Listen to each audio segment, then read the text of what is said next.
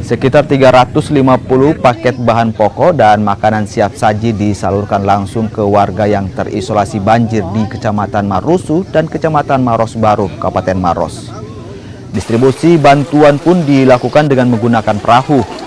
Wilayah ini merupakan salah satu daerah yang terkena dampak banjir dengan ketinggian 1-2 meter bahkan lebih. Wilayah terendam banjir sejak beberapa hari lalu, namun warga enggan untuk mengungsi.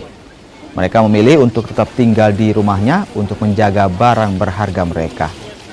Diperkirakan sekitar 500 kepala keluarga yang terisolasi akibat banjir.